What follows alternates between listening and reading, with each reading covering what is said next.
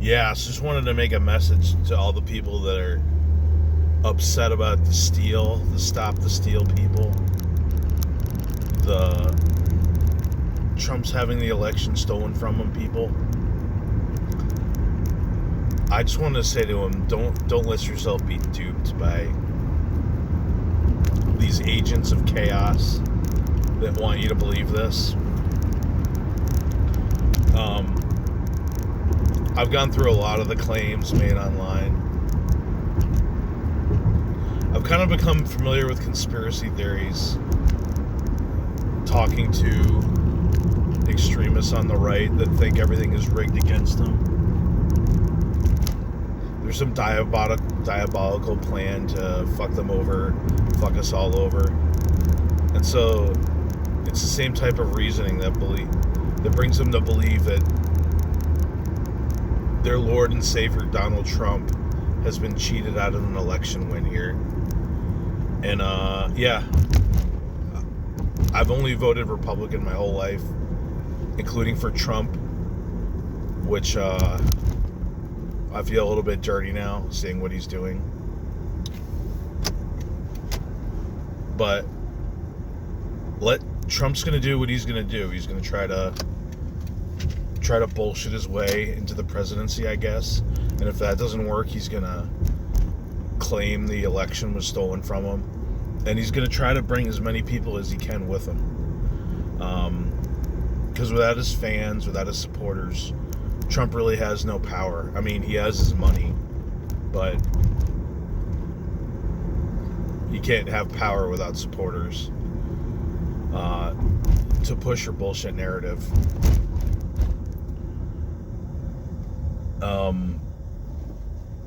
Yeah, I mean, I don't know what to say except there's nothing to it. I mean, Trump is an artful bullshitter. He knows how to play a crowd. What's his MO? That's kind of hard to figure out exactly. I don't know if he's crazy or he just doesn't care. He would rather cause chaos, be an agent of chaos, than participate in the traditions of our democracy, as this historically happened. You know, I was reading recently when Washington, they had, the Constitution was set up in 87, I believe, and I think his presidency started at the founding of the country, 76, but they were still wondering, like, is he going to be kind of like a king or a monarch or a ruler? And George Washington, I mean, you're talking about the founder of our country. You know, all those guys were huge names. Washington and Madison, Jefferson, Monroe, they were all huge names, but Washington towered above the rest. And he said, I think it was after 8 years, he served 2 terms, and he said, I want to go back to my estate, my home, Mount Vernon. And that kind of started the tradition of civilian leadership. So no matter how much you liked Trump, I like Trump too. Like I said, I voted for him this second time around, which, I don't know, I feel a little bit dirty about it myself. Trump isn't bigger than our country and our institutions. And a lot of people have been led to believe so.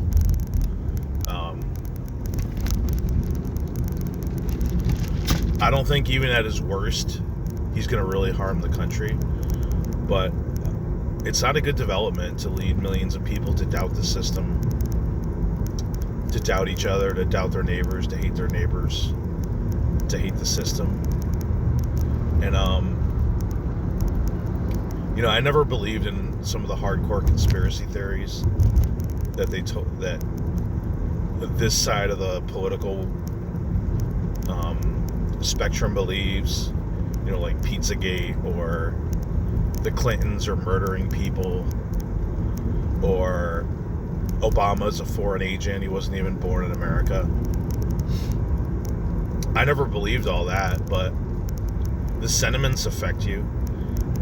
Even someone who's more mainstream, like a Rush Limbaugh, he's still giving away the sentiments. there's kind of two types of lies, right? There's lying about objective facts, you know, objective facts that can be proven or disproven, and then there's lying about sentiments, you know. Hillary Clinton's evil, like she wants to do you harm, she wants to screw the country over. That can't really be proven one way or the other. That's more of a sentiment. So somebody like Rush Limbaugh, he's not really lying about factual matters, but he's playing up sentiments, you know what I mean? So I've been affected by that, and other right-wingers like Hannity.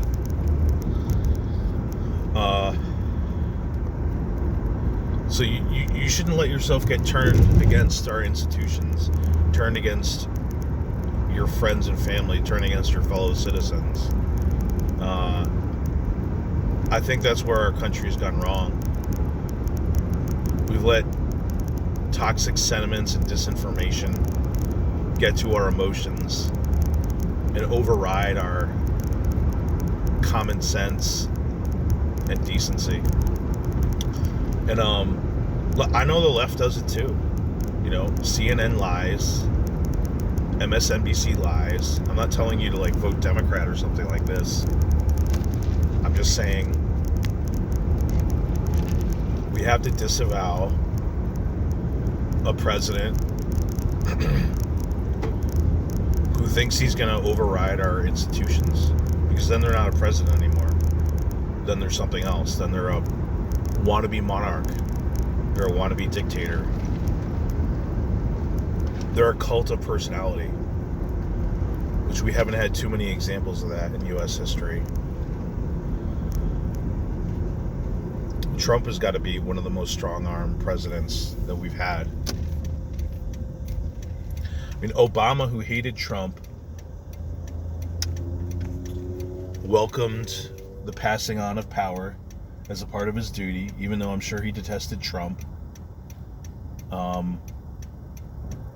Clinton was courteous at the beginning until, you know, it just became so toxic, most probably because of Trump. And look, I get it, there's blame on both sides, but that doesn't excuse what Trump is doing or has done.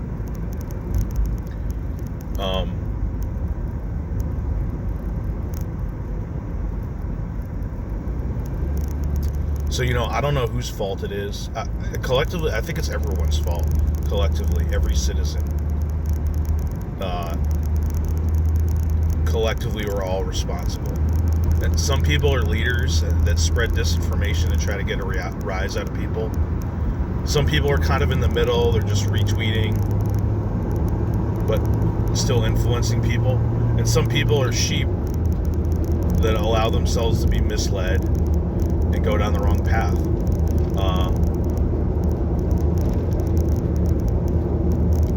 I think actually listening to each other and stop vilifying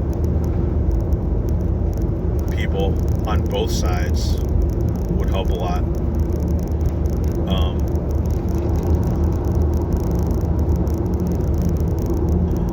Some type of solution to all this disinformation that we see online. Maybe people will become inoculated after being misled so far, but that doesn't seem like the direction we're going in. So, I'm not saying I have all the answers or anything like that, but don't dedicate your life to following the footsteps of Trump. Don't be misled by him. Even the president, even a U.S. president has their day in the sun, and then they move on. And if they do wrong, like say Nixon, you know, they're kind of tossed aside.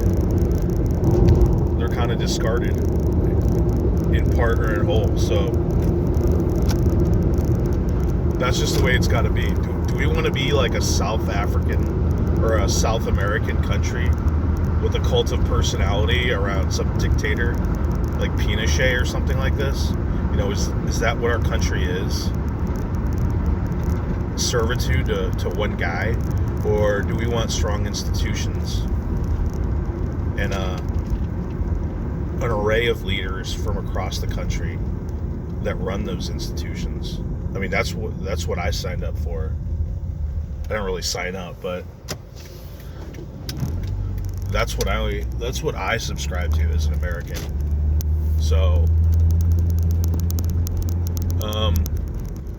I think the country will recover. We have a short attention span, it'll be on to the next thing. But I think there's going to be a lot of idiots that won't let this stop the steal go. Trump's election was stolen from him. I think the man's disgraced himself by lying for cheap attention and outrage.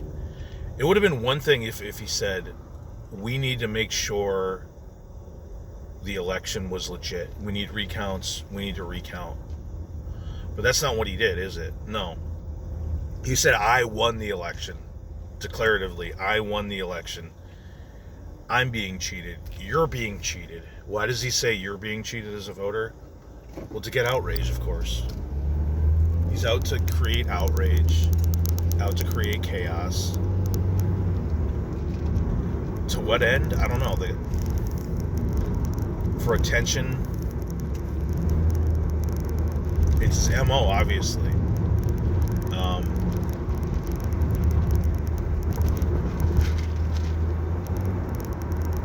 I think I've exhausted my sentiments on this at this point. Let me just think if there's anything else I left out. Yeah, I basically said it, why have I voted Republican versus Democrat? I actually answered this question, and it's not, policy positions. Oh, well, I don't believe in, government ways, blah, blah, blah. Nothing like that. It's a very simple answer.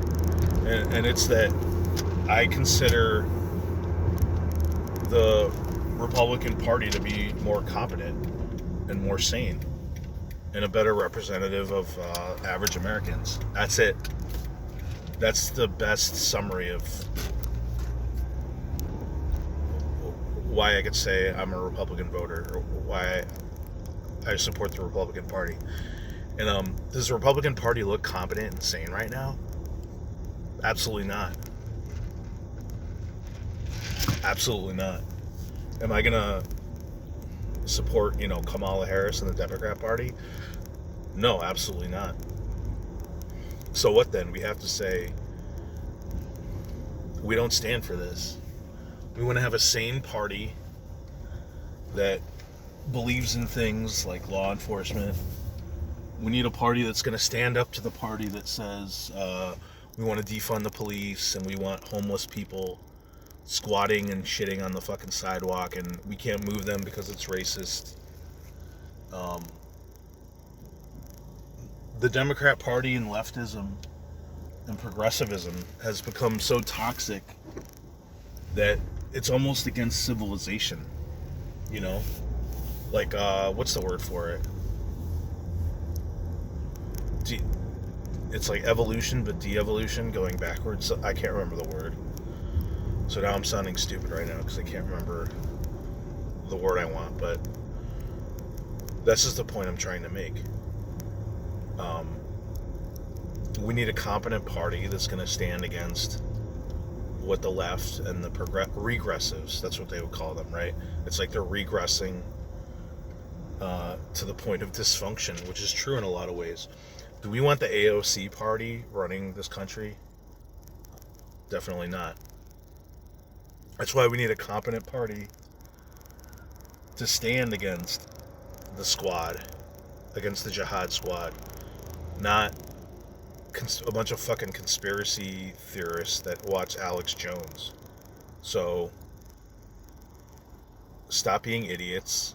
Let Trump and his array of crazy lawyers be idiots. And don't be motivated to the point where you're going out and protesting for Stop the Steal election over some bullshit. Let Alex Jones and